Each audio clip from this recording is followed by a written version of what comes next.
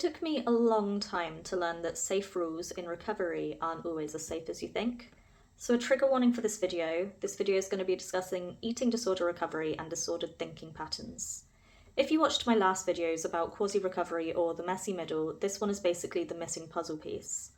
There's a sentence that I thought many times in recovery, and I'm sure that others think it too, which is, "But I like this rule." And on the surface, it can even sound reasonable. Sometimes it might feel safe, helpful, or necessary. But most of the time that sentence is a sign that part of the old pattern is still alive. Not preference, not personality, not your values, but the eating disorder asking to stay. And this usually shows up in various ways. Maybe you've started eating more, you're no longer restricting in obvious ways, but certain exceptions still feel untouchable. Maybe you only let yourself eat a food after you've earned it. Or maybe you mentally track calories or carbs to spend later. Maybe you always need structure or balance to feel allowed to eat.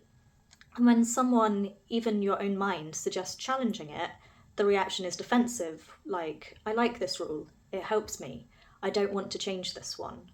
And that emotional attachment to the rule is the red flag. So here's a hopefully clearer way of thinking about it. Some patterns genuinely serve physical and psychological well-being and help you to feel safe, stable, and nourished without reinforcing fear or control. At the same time, not every personal preference or value-based choice will feel expansive to everyone, and that's okay. Recovery isn't one size fits all. But in contrast, patterns rooted in disordered thinking tend to tighten control over time. They can feel reassuring or safe in the moment, but they usually narrow your experience, increase mental effort, and keep you tethered to old patterns rather than moving forward. What matters most isn't the words of the rule, it's the impact that it has on your life, flexibility, and your peace of mind.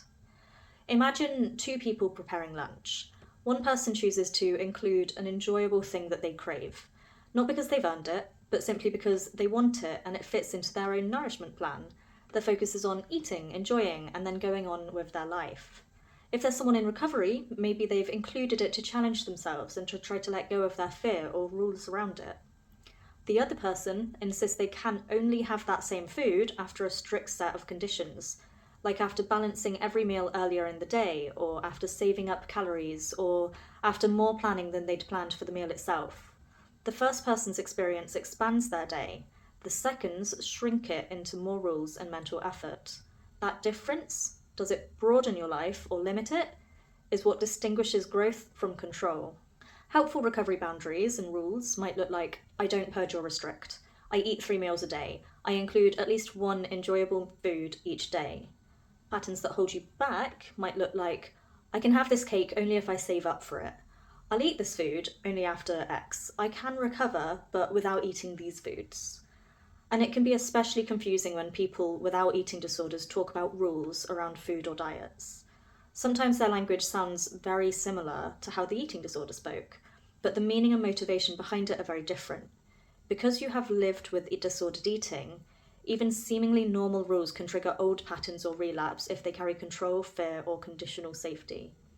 A practical way to reflect on this is to ask, does this pattern make my world bigger or smaller? Does it allow flexibility, connection, spontaneity, and peace?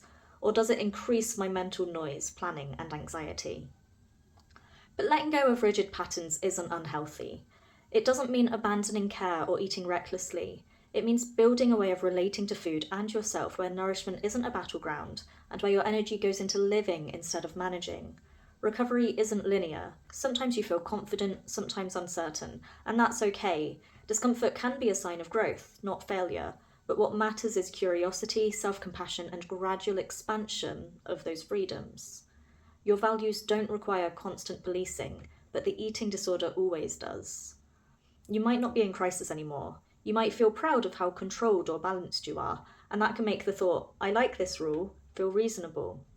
But often it really means this feels safe, this protects me from discomfort, or this keeps part of the old pattern alive without calling it that. And that's what keeps you stuck. Real recovery isn't just about what you eat, it's about how you relate to control. It means eating without mentally earning it, without tracking, without needing permission from your disorder. Letting go of rigid patterns means letting go of the illusion of control that came with them. And that's really uncomfortable, and it's exactly where freedom starts. If you're in the messy middle, this can feel confusing. Messy middle discomfort often comes from growth rather than stagnation. The "I like this rule" voice can keep people circling in the same place instead of stepping into the next layer of healing. A way you can reflect on it is possibly when you feel attached to a pattern, you can ask yourself, am I protecting my well-being or my fear? What am I scared of? And if you don't have this pattern, what emotion would you have to feel? Anxiety, loss of control, uncertainty? Those emotions are usually the real work. So notice whether your recovery feels conditional. Like, if I recover, I can keep this, or if I heal, I don't have to change that. Because recovery with conditions isn't freedom, it's negotiation. Letting go of old patterns doesn't mean losing yourself or being unhealthy. It means building a life where food isn't the centre of your safety system, where your energy goes into living instead of managing, where you don't need mental spreadsheets to enjoy a slice of cake, where you don't have to ask permission from your eating disorder before eating. That's real recovery. Choosing that path takes courage, short-term discomfort and uncertainty instead of long-term captivity and rigid rules. Freedom instead of familiarity. And if you're not there yet, that's okay. But when you keep hearing yourself say, I like this rule, it's worth asking, is this helping me heal or keeping me comfortable in a place that I want to outgrow? At that point, you can recognize the ways that you can go against that rule or thought, against the fear behind it. Chances are that the rules that you like most are some of the most important challenges to face. Thank you so much for watching this video. Please feel free to comment with any similar experiences you've had or how you've understood this, and I'm very open to video suggestions too. Take care.